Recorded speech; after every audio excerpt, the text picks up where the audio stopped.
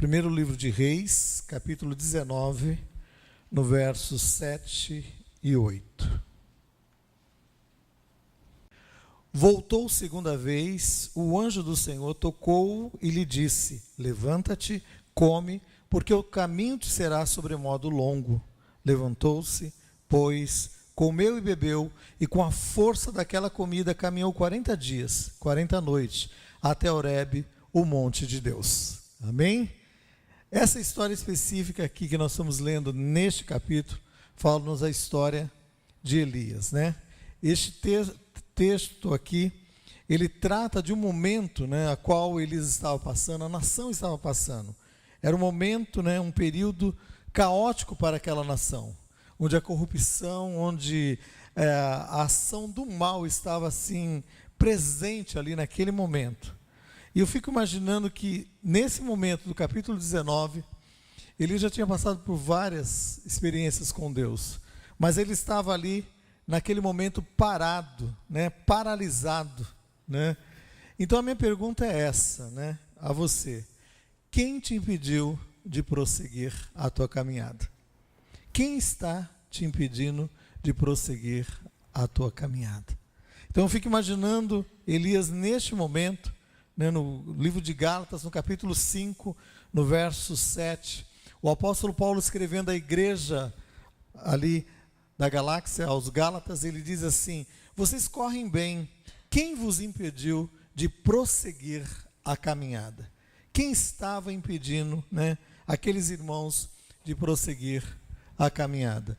E Elias estava neste momento que Deus se manifesta a ele de uma maneira muito presente, dizendo a ele: Elias, levanta-te. Elias, come deste alimento. Elias, eu estou trazendo provisão, alimenta você, e você vai se alimentar, e você vai caminhar, porque a tua caminhada é uma caminhada longa, a tua caminhada exige que você esteja realmente, né, com condições físicas para prosseguir. Eu não sei qual é a tua caminhada, eu não sei a caminhada longa a qual você tem que prosseguir, mas eu quero dizer para você nessa noite, Deus está te dando, né, essa orientação. Ele quer dar ânimo, quer te dar força para que você possa prosseguir, porque Ele tem um alvo a ser alcançado, e você vai chegar a este alvo em nome de Jesus.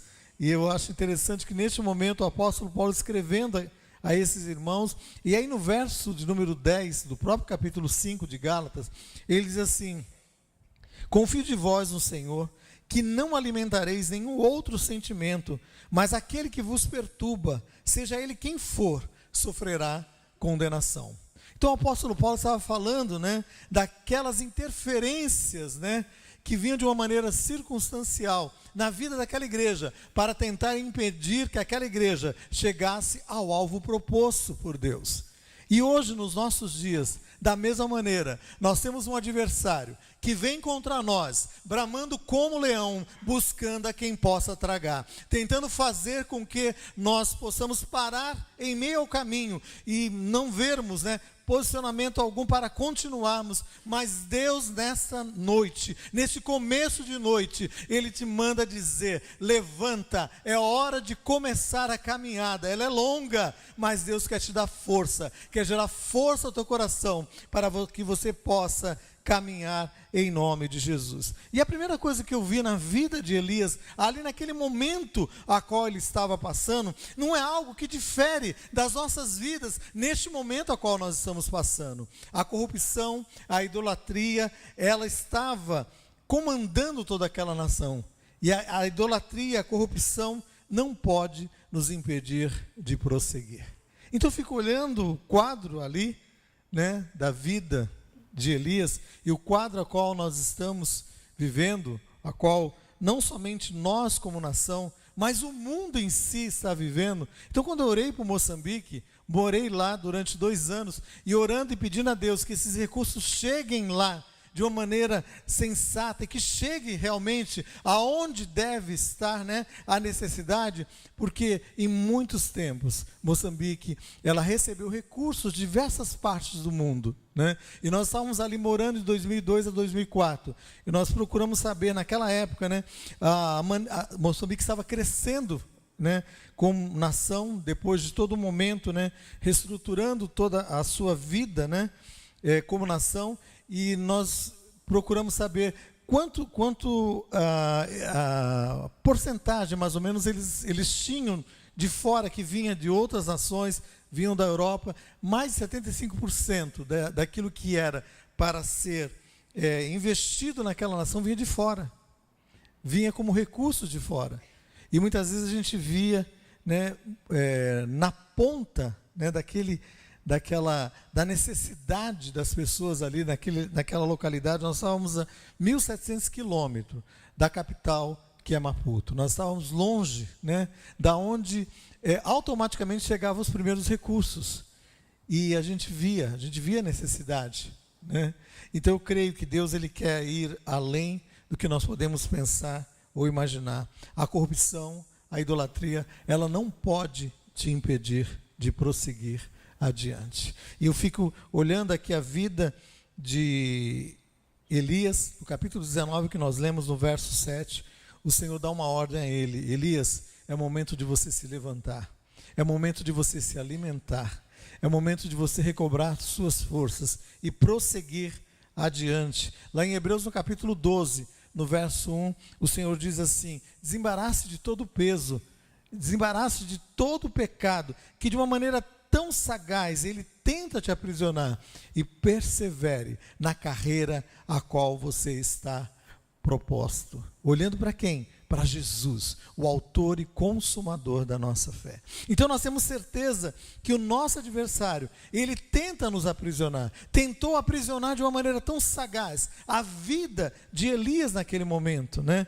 Mas ele tinha que continuar adiante. O pecado não pode nos prender, o pecado não pode nos atar, né, de prosseguirmos adiante. E quando ele está ali naquela situação, ele vem do momento triunfal na vida dele, né? No momento em que há um confronto dos profetas falsos, há um confronto daqueles que estão sendo até subsidiado, né, pelo governo ali de Israel, né? Jezabel, que era a mulher de Acabe, que era a mulher do rei que comandava aquela nação, era uma mulher que tinha vindo de uma região idólatra e que trouxe para Israel toda a idolatria, e colocou na nação, né, o culto a diversos deuses, inclusive a um deus terrível, que era Baal. Ela era seguidora de Baal, e ela contamina o coração ali do seu esposo, que era um descendente israelita, com este culto a Baal, com este culto, né, aos deuses estranhos, começa ali a minar a nação. Naquela época a qual Elias estava vivenciando, é uma época, como eu falei, uma época de total carestia, né? Não só física, não só material, mas espiritualmente, né? Naquele tempo, diz a palavra de Deus, no último verso, antes do capítulo 17, que entra a entrada triunfal de Elias, né, nos relatos bíblicos, ocorre no capítulo 17, no verso 1 do capítulo 17. Mas se você voltar um verso adiante, no capítulo 16, no verso 33 e 34, diz que naqueles dias, nos dias de Acabe, um homem, né, de uma região de Betel, Iel, ele edifica uma cidade que foi colocada como uma cidade maldita, que era Jericó. Jericó, quando foi destruída ali, por uma ordem de Deus, através do comando de Josué, Deus tinha dado uma ordem, que a cidade não deveria ser reedificada. Que aquele que reedificasse a cidade, quando ele colocasse os fundamentos, Deus ceifaria o primogênito daquele que assim o fez. E quando ele concluísse a obra, quando ele estivesse colocando as portas, que era a última coisa na construção da cidade em si, o seu caçula, aquele que era o seu filho, vamos dizer assim, o último rebento ali, seria ceifado. E isso ocorreu, porque Deus não é homem para que minta e nem se arrependa. O que Deus fala, o que Deus promete, aquilo que Deus diz, meu amado irmão, se cumpre de uma maneira tremenda. A palavra de Deus diz que nos últimos dias sobreviriam tempos difíceis, porque os homens andariam segundo a sua própria carne, olhando, não tendo amor uns para com os outros, não tendo essa feição de amor, de consideração, até mesmo dentro dos lares. Então nós vemos lares desestruturados, formando sociedades desestruturadas. E a corrupção começou a entrar, e era algo tão presente ali na vida daquela nação. Então quando Elias ele chega, quando ele entra no cenário, neste cenário, ele vem do interior daquele país. Ele era um homem, que não estava vivendo ali na capital, onde era o palácio, onde era o reino de Acabe. Ele estava distante, mas Deus o chamou. E Deus nos tem chamado nessa geração para ser sal e luz nessa geração. A corrupção não pode impedir você de prosseguir em frente. O pecado não pode impedir você de prosseguir em frente. A palavra de Deus é assim: desembarace de todo o pecado e de todo o peso e prossiga para o alvo, prossiga nessa caminhada. Deus tem te colocado em lugares terríveis muitas vezes aos olhos humanos, mas para quê? Para que você seja luz em meio às trevas, para que através da sua vida as pessoas possam ver Cristo em você, a esperança da glória. Aonde quer que eu andava, aonde eu trabalhava, as pessoas me viam como alguém que era o crente. Muitas vezes falava assim: não vai ler uma Bíblia, não vai ler? Não, eu não vim aqui para ler Bíblia, eu vim aqui para trabalhar. E a minha vida falava de uma maneira tão eficaz. E antes mesmo, sou pastor, estou como pastor há 25 anos. O ano passado eu fiz 25 anos. Mas antes disso, trabalhando de uma maneira circular, as pessoas, elas tinham esse referencial. Lá vem o pastor, lá vem o pastor. Eu não era pastor, mas eles estavam dizendo. Por quê? As minhas atitudes incomodavam aquelas pessoas. E quando eles queriam fazer algo de errado, ou alguma falcatrua, eles saíam de perto, porque a minha presença incomodava a vida deles. A tua presença tem incomodado vidas por onde quer que você ande. Você é um missionário da parte de Deus, sendo contratado por uma empresa onde Deus tem te colocado para que você seja luz, para que você possa prosseguir em frente. Então, não fique desanimado no meio do caminho. Não deixe que a corrupção, a ação do mal, te trave de prosseguir em frente em nome de Jesus. Amanhã, segunda-feira, será um dia tremendo, um dia de luz, um dia da ação sobrenatural de Deus. Você vai entrar ali naquele local aonde Deus tem te colocado, e com certeza você vai ser luz, vai resplandecer luz, e as trevas vão ser dissipadas em nome de Jesus. Porque luz não fala, luz é simplesmente emana, aquela claridade. E onde está a luz, há realmente condições de você prosseguir em frente. E eu louvo a Deus por isso, porque Elias estava ali, naquela situação, de total, tudo era contrário à vida dele, tudo era contrário, ao viver diário de Elias. Mas lá em Colossenses, no capítulo 3, no verso 8 e 12, o Senhor diz assim: agora, porém, você deve fazer algumas coisas. O apóstolo Paulo dizendo à igreja, aos Colossenses, ele diz assim: porém, despojai-vos de tudo isso, despojai-vos da ira, da cólera, despojai-vos da maledicência, da linguagem obscena do vosso falar. Não mintais uns aos outros, porque despistes do velho homem.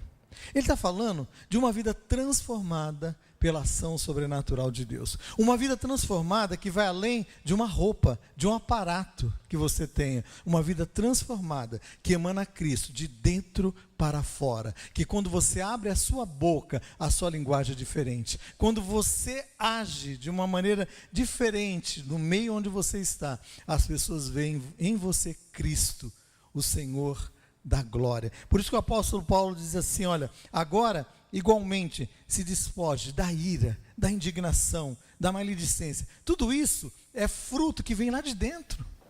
Mas um coração cheio de Deus, a boca vai falar do que o coração está cheio. vai falar do que o coração está cheio. Então, no meio daquele momento de adversidade, de luta, né, Elias tinha da parte de Deus a palavra de Deus. E ele vem com autoridade. E quando ele entra no capítulo 17, que é o primeiro momento em que Elias entra, né, no discurso aqui da Bíblia, diz que Elias entrou. E ele chegou diante de Acabe e disse a Acabe: Acabe, segundo a minha palavra, durante alguns anos, ele não falou o tempo ali naquele momento, ele falou assim: nos anos seguintes não haverá chuva sobre a terra. Então ele recebeu aquela palavra, e eu queria que Acabe, ao ouvir aquela palavra, não tomou em si como uma palavra vinda da parte de Deus. Esse homem daí está falando, né, qualquer coisa. Não deu ouvido, não deu atenção. Só que começou a vir a seca. E automaticamente, ao vir a seca, a produção agrícola da nação começou a decair. Começou a vir momento de miséria, um momento, né, de adversidades. Lembra lá na época de José, quando Deus deu a ele um sonho de que, deu ao faraó um sonho, né, de que haveriam 7 vacas gordas e depois 7 vacas magras. E as 7 vacas gordas falavam de um momento de abundância sobre o Egito. E as 7 vacas magras falavam de um momento de escassez, de miséria sobre a nação egípcia. E a palavra de Deus diz que a palavra de Deus dada, né, através da vida de José, é que durante aqueles 7 anos de abundância, deveria se fazer um estoque, uma provisão. A quinta parte de tudo aquilo que entrava, né, como produção do Egito, quer dizer, 20% de tudo que entrava, deveria ser guardado, estocado, para os dias de adversidade, de luta. Da mesma forma, Deus fala conosco. Você tem passado por um momento de abundância, um momento abençoado por Deus. Meu irmão, busque a estratégia de Deus. Deus é um Deus estrategista. Com certeza, Ele está te dando muito neste momento, mas porque vem lá na frente um momento em que você vai precisar usar isso para que você possa ser abençoado e abençoar outros também, com certeza, em nome de Jesus. Então, muitas vezes a gente não tem essa noção, né, que aconteceu ali. Deus, naquele momento, Elias traz essa palavra, no capítulo 17, no verso 1, ele traz essa palavra, e é muito forte essa palavra no capítulo 17, e aí no capítulo 17, no verso 2, assim, vê a palavra do Senhor dizendo: retira-te daqui, e vai para o lado oriental, esconde-te junto à torre de Querite, fronteira do Jordão, e ali Deus dá a instrução devida a ele. Aí Elias vai construindo a sua história. Na sua caminhada, Deus deu uma palavra, e a palavra de Deus, ela se cumpre de uma maneira tremenda, porque para Deus, um dia, né, pode ser como 1000 anos, né? E 1000 anos ele se transforma em um dia. Então, uma coisa, e ele vai, e aí há várias ações de Deus na vida de Elias. Nessa caminhada desses 3 anos, que depois nós vamos ver que foram 3 anos e meio de seca, Deus esteve presente com Elias ali. Deus esteve presente sobre a vida dele. Mas quando ele chega nesse momento a qual nós lemos lá, que é o momento de primeiro livro de Reis, no capítulo 19, no verso 7 e 8, Elias está desanimado. Elias está sem forças para prosseguir. Elias tinha enfrentado ali um grande combate, que foi contra os profetas falsos que Jezabel, a mulher de Acabe, tinha colocado dentro de Israel. E aí, nesse combate, né, Elias sai como vencedor, porque Deus estava com Elias. Deus estava presente com Elias, e Deus estava concedendo a vitória a Elias. Mas naquele momento eu fico imaginando que a nação estava vivendo sobre esse domínio do pecado. Porque lá no primeiro livro de Reis, no capítulo 16, no verso 29, diz que Acabe, ele começou a reinar. Ele reinou 22 anos. E ele fez mal perante o Senhor, mais do que todos que foram antes dele. Fico imaginando que Deus deixa esse relato dizendo que este homem foi o pior rei que houve naquela época. E ele foi pior do que os piores daquela época. E aí diz a sequência que andou em pecado e tomou por mulher Jezabel, filha de Etibaal, rei dos Sidônios. Foi e serviu a Baal e o adorou. Deus não estava alheio à história de Israel. Como Deus não está alheio à nossa história, meus amados irmãos, como nação brasileira. Deus não está alheio à nossa história como família inserida nessa nação, como a tua família, a minha família nessa nação.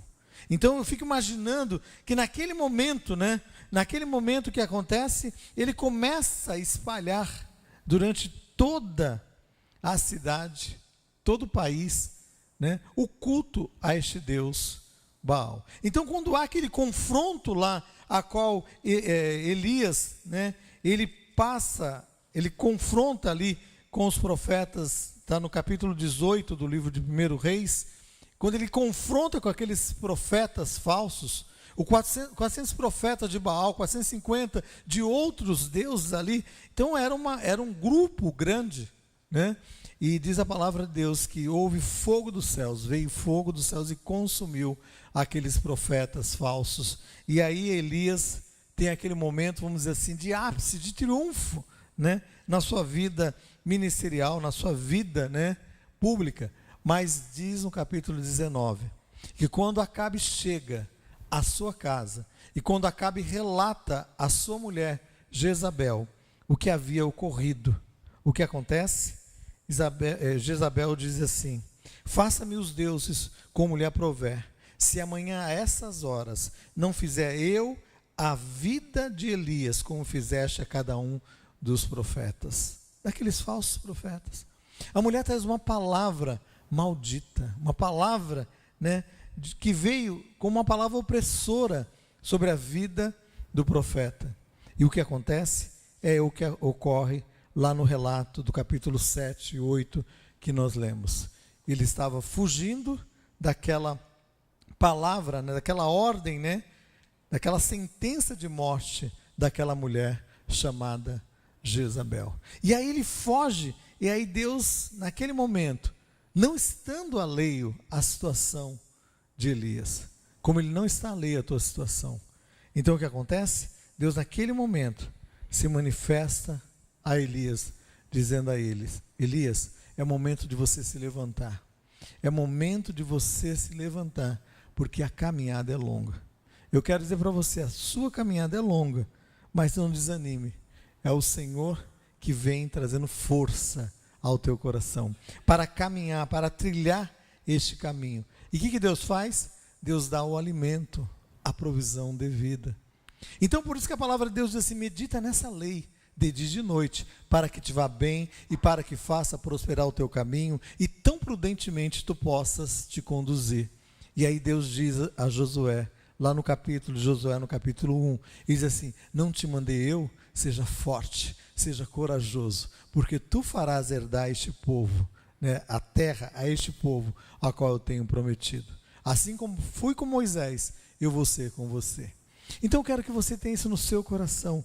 Deus não está alheio à tua história. Deus não está alheio àquilo que ocorre na tua vida como história. Não, Ele está conduzindo a tua história. Ele está escrevendo a tua história, meu amado irmão. Então, neste momento, eu quero que você tenha isso no seu coração. É momento de se levantar, é momento de se alimentar dessa palavra, e é momento de prosseguir, porque a caminhada é longa.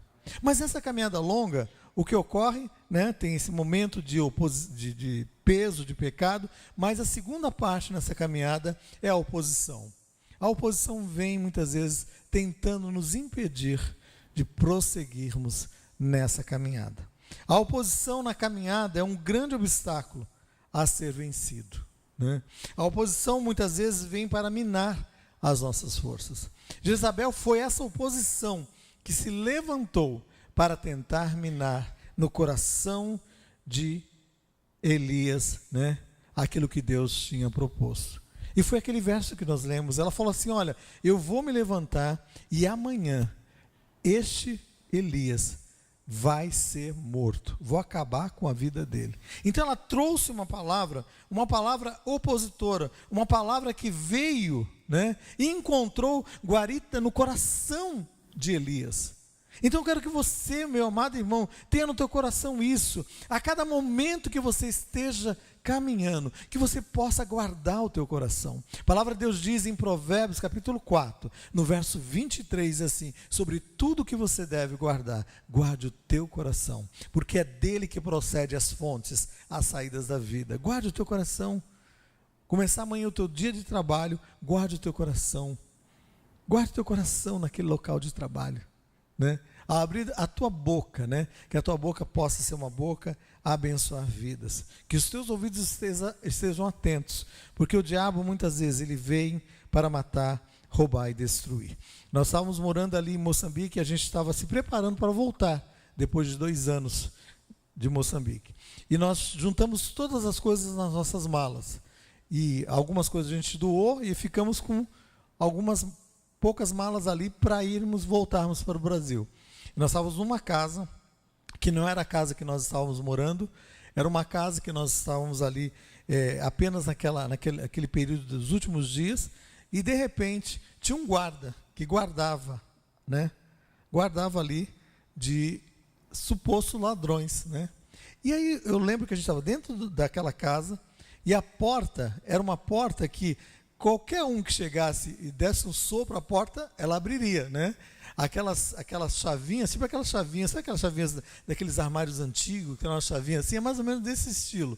E aí o guarda, ele veio correndo, ladrão, ladrão, e bateu na porta, ladrão, e saiu correndo. Eu falei, meu, que guarda é esse que guarda? Mas eu quero dizer para você, que se o Senhor não guardar a tua vida, meu irmão, essa suposta segurança que você tem, não vai te guardar, não vai te preservar.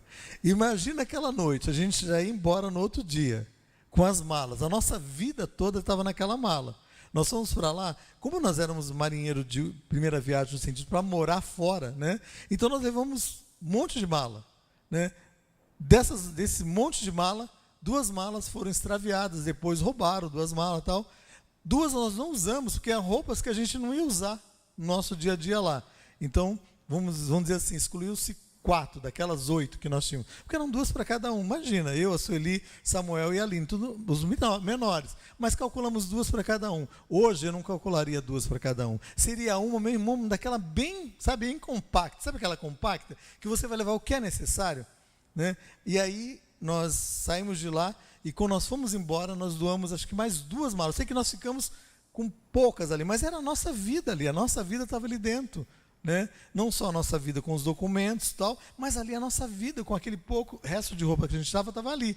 E aí naquele momento eu falei, meu Deus, o homem gritou, bateu na porta, ladrão, ladrão, saiu correndo, fugiu. Eu falei, meu Deus, se o Senhor não guardar, nós não temos como, né, nos precaver. A oposição vem, e o inimigo muitas vezes, ele vem dessa maneira, tentando te oprimir. Mas Deus tinha dado uma palavra ao meu coração, quando nós estávamos indo para Moçambique. O Senhor falou assim, eu vou te guardar, eu vou guardar a tua entrada, e vou guardar a tua saída desde agora e para sempre. E aí, passou-se os 2 anos lá em Moçambique, eu não lembrava desse versículo. Nós estávamos dentro do avião, na cidade de Beira, nós pegamos um carro até Beira, que essa cidade foi devastada, ali tem um aeroporto ali, e dali nós pegamos um voo de Beira para Maputo, depois de Maputo para África do Sul. Então, o voo de Beira até Maputo, dentro da aeronave, eu lembro que foi, sabe, rápido, foi um flashback na minha mente. Deus veio com esse verso na minha mente. Sabe por quê? Era uma palavra que Deus tinha jogado no meu coração há 2 anos atrás. 2 anos antes, Deus tinha jogado essa palavra no meu coração. Eu vou te guardar a tua entrada e a tua saída. E a gente, quando estávamos saindo dali, a gente sabia que, por ser um país que viveu anos, né, debaixo, né, de N situações de corrupção, dentro da escala de corrupção, tem outros países maiores em questão da corrupção, mas Moçambique está num patamar entre esses países, né, em relação à corrupção. E a gente estava saindo ali de Moçambique. Eu lembro que a gente estava saindo com as malas, e um dos guardas foi olhando, queria saber se nós tínhamos ali dentro alguma coisa preciosa. mas não era para colocar dentro do, né? Não era a polícia federal ali do local, não, era simplesmente para extorquir, para levar.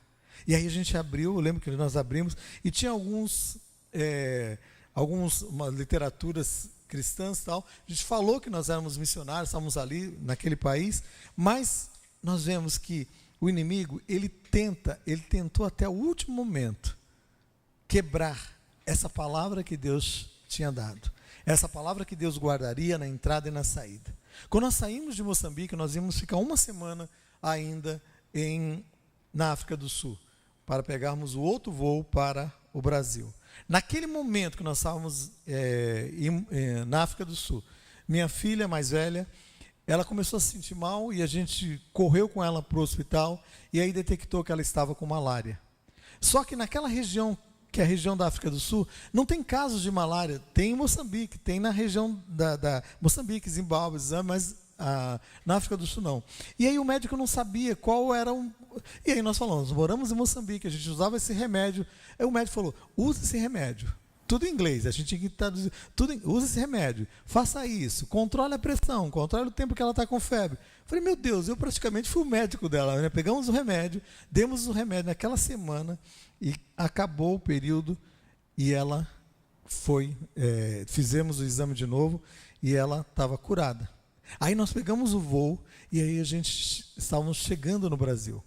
E aí o primeiro momento assim, será que alguém pegou, né, a malária? Porque não pega no dia e no outro dia você se manifesta, demora assim, uns 15 dias. Tal. Então a gente ficou naquela expectativa. Chegamos em Santos, fizemos os exames, todos os 4, saúde perfeita. Né? Hoje eu controlo um pouco do meu colesterol, mas não tem nada a ver daquela época, é da época que eu adquiri aqui, em Santos. Mas eu fico imaginando nada, nenhum dos 4. Porque Deus tinha prometido, Deus tinha dado uma palavra, eu vou guardar a tua entrada e a tua saída desde agora e para sempre. Aí eu comecei a valorizar, sempre valorizei todas as coisas que eu tenho na minha vida. Todas as coisas que eu adquiro, eu valorizo com grande apreço. Né? Não somente pela minha lição de vida, né? Na minha formação, no meu lar, meus pais batalharam para nos educar, cada um de nós somos uma família grande, 8 irmãos, né? E cada um vencendo, superando cada dificuldade, mas uma das coisas, o bem mais precioso que os meus pais puderam deixar, né? Este caráter, não só na minha vida, mas na vida de cada um dos meus irmãos. Então eu louvo a Deus por isso, este caráter, esse posicionamento, né? Foi colocado dentro do meu coração. E aí eu louvo a Deus porque tudo isso faz com que você enfrente os obstáculos. Quando nós chegamos da África e nós estávamos aqui, eu comecei agora a valorizar muito mais, né? O que eu tinha, e cada hora que eu ia comer um pãozinho, eu falei, meu Deus, esse pão é maravilhoso. Cada hora que eu entrava embaixo do chuveiro, que eu ia tomar um banho, eu falei, meu Deus, é maravilhoso tomar esse banho. Porque muitas vezes a gente não tinha as condições necessárias para tomar aquele banho gostoso. E eu lembro que durante um período, ficou sem água lá. Então a água vinha com uma água amarela.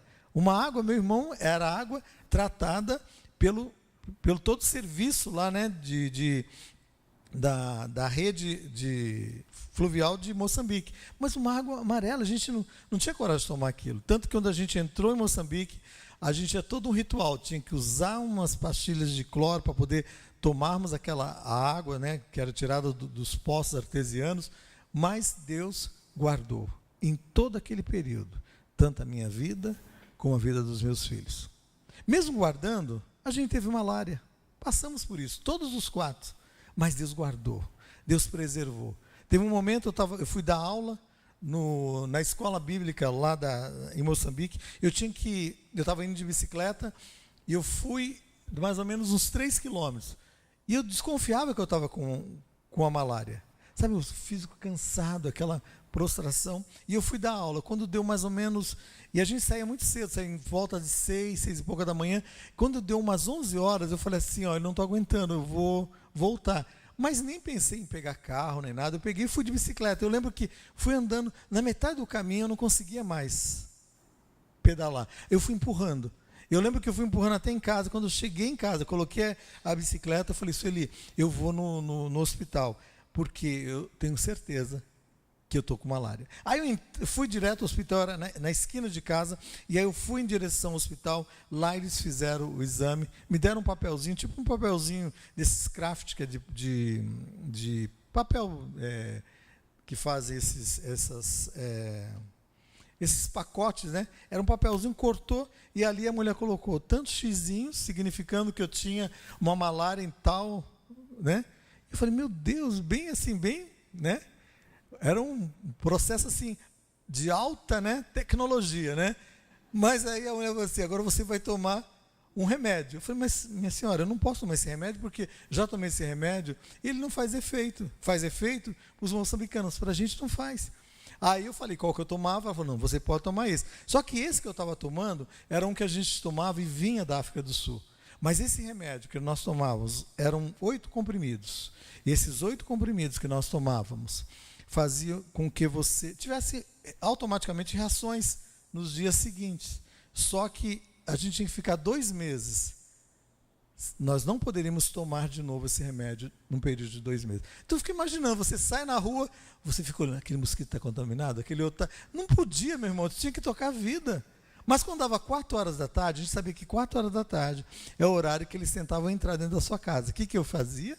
Nós fazíamos, tinha uma gradinha, telas na nossa casa, e então a gente tinha os cuidados devidos, fechava a porta, fechava aquela questão das grades e tal, passava protetor, né, passava o repelente e tal. Eu nunca usei também tanto protetor solar, hoje eu descuido, a gente sai na rua, a gente nem imagina, eu usava todo dia. Então tem algumas coisas que a gente fazia lá, que eu confesso a você, a gente vai fazer aqui, todos os dias, né? Usar protetor, e usei filtro 50, imagina, né? Para não queimar, eu fico imaginando. Mas a gente devia usar todo dia, uma proteção. Aí, de repente, você vai ver, estou com algumas manchinhas no corpo, alguma coisa. Deus guardou? Guardou. Mas você devia fazer algo que é tão simples, né? Que está na tua mão, né? Que você deve fazê-lo. Então, eu fico imaginando assim, que Deus, Ele guardou, Ele preservou. Naquele momento, né, que nós estávamos vivendo, que toda a situação era uma situação de oposição, Deus se levantou presente, nos guardando, nos livrando. Então os obstáculos não foram contrários no sentido de impedir você de prosseguir. Eu fico imaginando como Daniel enfrentou os obstáculos. Ele estava ali diante de uma nação totalmente estranha a ele, e de repente surge um decreto do inferno, né, promovido por opositores, né, amigos de Daniel, porque conviviam com ele no seu trabalho, né, e essa oposição fez com que Daniel fosse orar, fosse falar com Deus. Então a oração era algo presente na vida de Daniel. Então Daniel, quando ele foi orar, diz a palavra de Deus, que Deus se manifesta a ele, e Deus traz uma palavra a ele, mas o que acontece? Os opositores levam ali toda a comitiva, né, do rei ali, até a casa de Daniel. E quando chega na casa de Daniel, vê que Daniel está ali prostrado, orando, como era de costume. 3 vezes ao dia, Daniel orava, Daniel falava com Deus. Fizeram uma CPI da vida de Daniel. Mas se você anda com Deus, pode fazer CPI na sua vida, pode fazer uma varredura na sua conta bancária. Se você anda na luz, meu amado irmão, não tenha medo, não tenha medo. Porque, com certeza, essa oposição tenta minar sobre a sua vida. Quando você se projetando dentro da tua carreira, dentro daquilo que Deus tem colocado, as pessoas começam a colocar obstáculos, se opondo, dizendo, mas como aquela pessoa conseguiu isso? Acho que tem falcatrua, acho que tem... Não tem, meu irmão. É a ação sobrenatural de Deus. A oposição vem para manifestar a nossa vida de oração. Eu quero que você se coloque diante de Deus.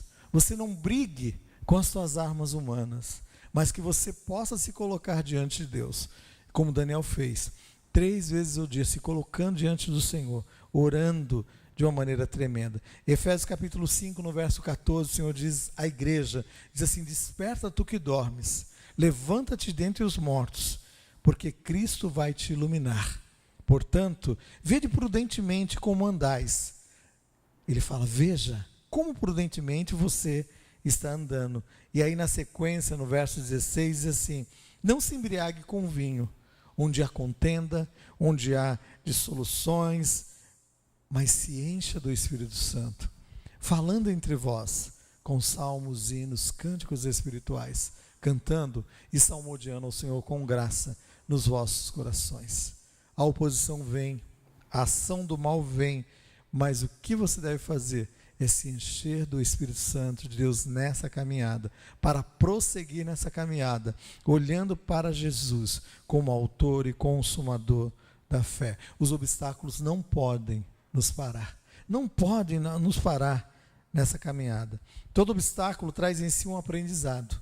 Toda oposição, ela traz em si um aprendizado para as nossas vidas. Seja para nós recuarmos e revermos algumas coisas, ou seja para avançarmos em frente em nome de Jesus. Amém? Então não fica olhando para aquela oposição ou aquele opositor, né, que venha, né, sobre a tua vida como alguém apenas do mal. Não, mas veja como alguém que Deus está liberando para que possa agir em meio a todo este momento, te dando condições de você prosseguir em frente. Elias precisava entender isso. Se ele ficasse prostrado ali, ele morreria naquele deserto. Ele morreria naquele local sem condições, né, de prosseguir. Deus vem a ele e diz a ele: levanta-te, Elias. Toma um posicionamento. Não se deixe levar pela oposição. Você tem uma longa caminhada. E Deus tinha uma longa caminhada para Elias. Elias ainda iria ungir 2 reis.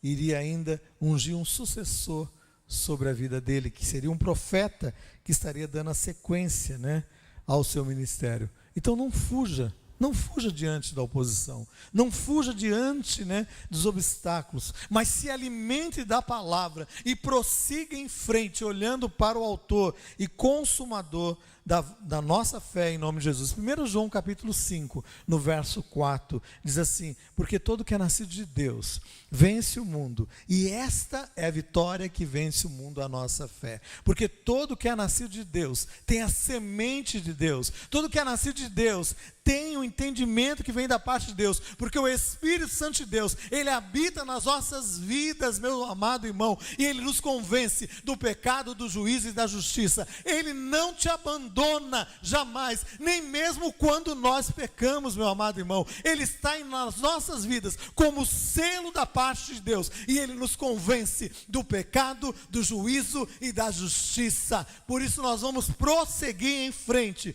Por isso, terceira coisa para nós finalizarmos, nós temos que caminhar, porque nós temos um alvo proposto por Deus nessa caminhada. Deus não está te levando a este momento de luta, de confronto, para que você possa perecer em meio a este caminho, não.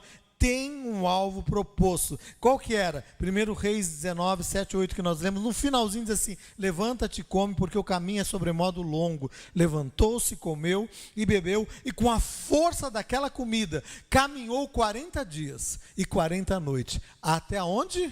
Horebe. Aonde é? O monte de Deus. Deus estava levando Elias até um local específico. Deus estava levando Elias até o monte de Deus. Por que o monte de Deus? Eu fiquei imaginando, eu falei: Deus, por que toda essa situação? Não podia falar com ele ali, no meio daquele caminho, e já levá-lo de volta?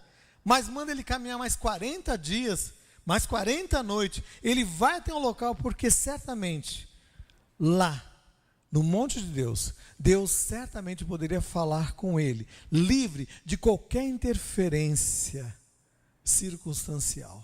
Eu não sei quais são as interferências que vêm tentando roubar você de atingir o alvo proposto por Deus, mas para ouvir o que Deus quer falar. Deus nos leva por caminhos e situações que nós não entendemos no nosso caminhar. No momento em que nós estamos trilhando determinadas situações, nós não entendemos o propósito de Deus, a nossa mente é limitada, é finita, mas o Deus infinito, o Deus poderoso, o Deus criador dos céus e da terra, o Deus que diz lá em Gênesis, haja luz, Ele trará luz ao teu coração, em meio às trevas, em meio ao momento a qual você esteja passando, porque Ele tem um alvo proposto lá na frente, um alvo proposto. Se entregue a essa direção suprema, lá no capítulo de Hebreus que nós lemos já, no capítulo 1, até o verso 12, de 1 a 3, assim: corramos com perseverança a carreira que nos está proposta, olhando para Jesus, o autor e consumador da fé, né? Em troca da alegria que lhe foi proposta, o que ele fez? Ele não fez caso da vergonha, está sentado à destra do trono de Deus. Considerai atentamente aquele que suportou tamanha oposição dos pecadores contra si mesmo, para que não fastigueis, desmaiando em vossa alma. Jesus está falando, né, deste momento que vem como um momento para tentar roubar, matar a nossa esperança. Ele quer fazer com que você caminhe em frente, você prossiga em frente com um alvo a ser alcançado. Elias se levantou, Elias comeu, Elias, com a força daquela comida, diz a palavra de Deus que ele foi e caminhou uma viagem longa e ele chegou até o monte de Deus. Quando ele chega até o monte de Deus, ele entra numa caverna e ele fica ali naquela caverna. E naquela caverna, Deus começa a falar com ele. No capítulo 19, no verso 11, o Senhor disse para ele: Elias, sai para fora, eu vou falar contigo. E aí ele ouve vários sons. Ele vê o som de um vento tremendo, ele vê um som de terremoto tremendo. Deus poderia falar através dessas intervenções sobrenaturais, certamente, mas naquele momento, Deus falou com Elias numa voz suave, um sussurro que somente aquele que pode discernir através do Espírito Santo de Deus pode ouvi-lo. E aí, naquele momento, dentro da caverna, ele pôde estar atento a ouvir a voz de Deus. E aí ele sai para fora da caverna, e no capítulo 19, no verso 11, diz assim: ele dizendo para Deus: Deus, eu tenho sido zeloso do Senhor, porque os filhos de Israel deixaram a tua aliança e mataram todos os teus profetas, e eu fiquei sozinho, eu fiquei só. Todos os demais profetas foram mortos. E é aquele sentimento que vem sobre a nossa vida, no meio da luta, da adversidade, aquele sentimento de autocomiseração, de que Deus abandonou, de que Deus deixou. Mas, meu amado irmão, Deus estava levando Elias a um caminho sobremodo excelente. E naquele momento, Deus diz para ele, no capítulo de 1 Reis, no capítulo 19, no verso 15 e 18, o Senhor diz para ele: vai e volta ao teu caminho. Caramba, ele andou 40 dias e 40 noites. E agora Deus fala: agora você volta ao teu caminho a ser trilhado. Deus vai colocar a nossa vida no trilho devido. Mas para isso, Ele quer falar lá no íntimo do nosso coração. Eu não sei qual momento que você está passando, mas é o momento de deixar Deus falar com você. Deixar Deus tratar com você nas coisas mais íntimas. E aí Deus chega para Elias e diz para Elias: Elias, você não está só. Eu também conservei em Israel 7.000 homens, todos os joelhos, que não se dobraram ao Baal. 7.000 fiéis foram preservados. E Elias sentia muitas vezes só.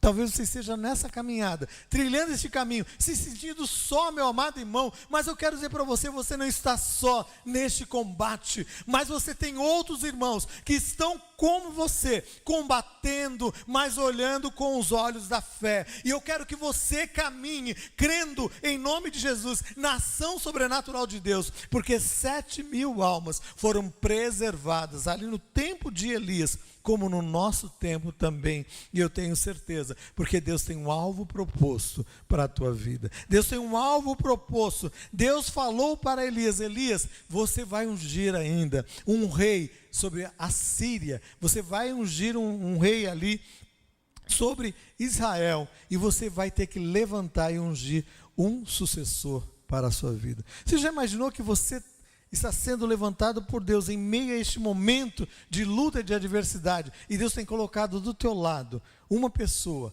que vai ser, aquele que é o teu discípulo, aquele que você vai orientar, meu amado irmão, e essa pessoa, mesmo que você não fale que este é o teu discípulo, que é aquele que você está orientando, tem pessoas olhando para você e vendo a sua fé e observando as suas atitudes e vamos dizer assim, se norteando pela sua vida através das suas decisões, das decisões que você tem tomado. Então, que você e eu possamos ser este homem e mulher de Deus, que em meio às adversidades, às lutas, possamos entender que Deus tem para as nossas vidas um alvo proposto. É longa a caminhada, nós precisamos nos alimentar, nos fortalecer e prosseguir em frente. Quem te impediu de prosseguir a caminhada? Que foi que veio como um sentimento de medo, um sentimento de insegurança, um sentimento contrário sobre a tua vida? Deus quer operar na tua vida, e agindo Deus o Senhor, capítulo 43 de Isaías, no verso 13, diz assim: agindo eu o Senhor, quem impedirá? Eu tenho certeza que Deus nessa noite, Ele quer agir na sua vida, operar na sua vida, fazendo muito mais além do que você possa pensar e imaginar. Eu quero orar com você, eu quero colocar a tua vida diante de Deus, porque é momento de nos levantarmos, é momento de nos posicionarmos diante deste combate, porque a caminhada é longa, mas é uma caminhada vitoriosa em Cristo Jesus. Eu quero orar com você, eu quero apresentar diante do Senhor a tua vida. Feche seus olhos, eu gostaria de orar nessa hora, eu gostaria de apresentar diante do Senhor a tua vida, o teu coração. A palavra de Deus diz assim: operando eu, Senhor, quem pode impedir? A palavra de Deus diz assim: entrega o teu caminho ao Senhor, confia nele, e o mais Ele vai fazer. O nosso posicionamento é um posicionamento de entrega. O nosso posicionamento é um posicionamento de confiança total. O nosso posicionamento é este. O posicionamento de Deus é fazer o mais. Eu tenho certeza que Deus tem mais a realizar na tua vida, a realizar no teu ministério. E às vezes o teu ministério não é apenas um ministério aqui dentro da igreja, mas aonde Deus tem te colocado. Você tem um ministério da parte de Deus, aonde Deus tem te colocado. Você é boca de Deus onde Deus tem te colocado. Você é boca do Senhor, você é os pés do Senhor, onde o Senhor tem te colocado. Levante, tome uma posição diante dos obstáculos, olhando para Jesus, o autor e consumador da tua fé. Não deixe que nada venha minar a tua fé, meu amado irmão, mas que você possa prosseguir em frente, porque longa é a tua caminhada. E eu sei que Deus tem coisas grandes para muitas vidas aqui nessa noite, grandes em Cristo Jesus. E eu quero orar com você, você que tem enfrentado este momento de combate. Eu quero orar com você na sua caminhada diária, seja lá no teu serviço, seja na tua casa, entre os teus familiares. Lutas, adversidades que tentam minar a tua fé, que tentam minar para que você não prossiga em frente. Mas eu quero orar nessa hora, em nome de Jesus. E assim como veio uma palavra de Deus para Elias, Deus te trouxe aqui nessa noite para te dar essa palavra, uma palavra de Deus para a sua vida, para o seu coração nessa hora. Levante, fique em pé no seu lugar. Eu quero orar com você. Eu quero colocar a tua vida diante de Deus. E aquele que começou a boa obra, Ele é poderoso para concluí-la sobre a tua vida, sobre o teu coração. Deus, eu quero colocar essas vidas diante do teu altar. Tu conheces, Deus amado, estes corações, as lutas, as adversidades que têm vindo sobre essas vidas, sobre estes corações, para tentar roubar, saquear a esperança bendita. Mas Deus é na autoridade do nome do Senhor Jesus, este nome que é sobre todo nome, este nome de poder, de autoridade. Deus, ministra a este coração, Senhor Deus, a força de vida para prosseguir nessa caminhada. Quantos estão sem forças, Deus, para prosseguir? Quantos estão, Senhor Deus amado, sem forças para caminhar, Deus, nessa caminhada? Mas Deus, é na autoridade do nome de Jesus, Senhor, que eu quero orar por essa vida de uma maneira específica, Senhor. Essa vida que entrou aqui nesta noite, Deus, que está passando por este momento de conflito espiritual, Senhor Deus, onde o diabo tem tentado roubar, saquear a esperança bendita. Mas Deus, em nome de Jesus, Senhor, venha trazendo, Senhor Deus amado, venha trazendo a cura, a restauração, Senhor. Venha operar, Senhor Deus, neste coração, e que essa segunda-feira, que começa amanhã, seja uma segunda-feira de vitória, uma semana de vitória, Senhor, em nome de Jesus, e que nós possamos testemunhar, Senhor Deus, dos teus grandes feitos, Deus, que nada venha impedir, Senhor, que o inimigo não venha, Senhor Deus, lançar na nossa caminhada, Deus, algo que venha paralisar a nossa fé, Senhor, mas nós prosseguimos, olhando para o autor e consumador da nossa fé, Senhor. Deus, nós não queremos que nada venha impedir essa caminhada, em nome de Jesus, Senhor. Amém, Senhor. Amém.